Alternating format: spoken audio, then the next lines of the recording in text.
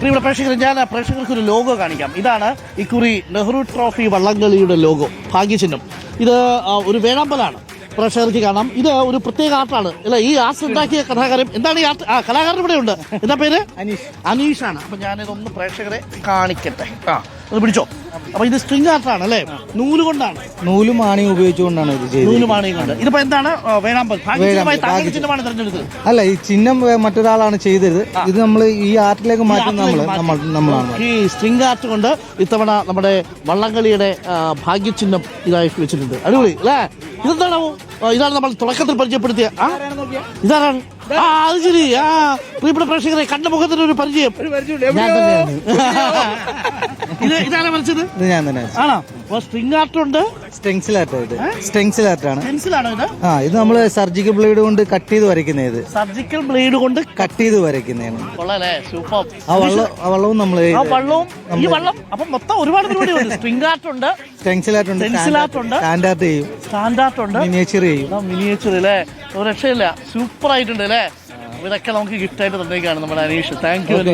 Thank you. അപ്പോൾ ഗംഭീരമാവട്ടെ, ഉഷാറാവട്ടെ. അപ്പോൾ ഒരു കലാകാരനെ നമ്മൾ പരിചയപ്പെട്ടു. എന്തെല്ലാം കലകൾ അല്ലേ. ഇതാണ് യഥാർത്ഥത്തിലുള്ള ചുണ്ടൻവള്ളം. ഈ ചുണ്ടൻവള്ളത്തിന്റെ ഘടനയൊക്കെ പ്രേക്ഷകർക്ക് അറിയാമായിരിക്കുമല്ലോ. ഇത് അമരം, ഇത് അണിയം.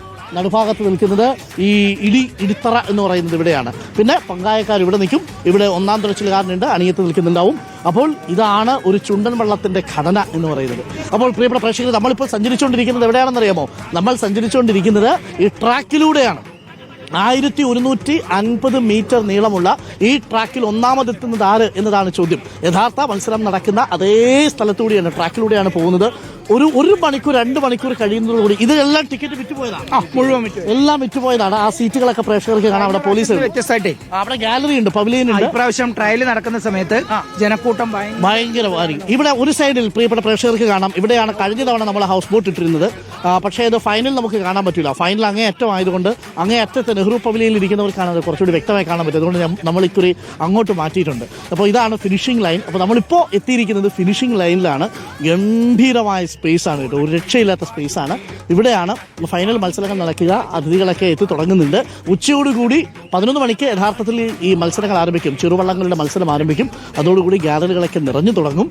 പിന്നെ അങ്ങോട്ട് വൈബാണ് കേട്ടോ. അപ്പോൾ പ്രിയപ്പെട്ടവരെ, എല്ലാ കാഴ്ചകളും പ്രേക്ഷകർക്ക് നൽകാൻ റിപ്പോർട്ടർ വാർത്താ സംഘം പല ആംഗിളിൽ നിന്ന്, പല ക്യാമറകളിൽ നിന്നായി തത്സമയം ദൃശ്യങ്ങൾ പ്രേക്ഷകരിലേക്ക് എത്തിക്കും. നമുക്കൊരു കുഞ്ഞിടവേള വേണം. ഇടവേളയ്ക്ക് ശേഷം തിരികെ വരാം. വള്ളം കളിയുടെ വിശേഷങ്ങളും ആവേശങ്ങളും ഒക്കെയായി റിപ്പോർട്ടർ കോഫി വിത്ത് അരുൺ യാത്ര തുടരുന്നു.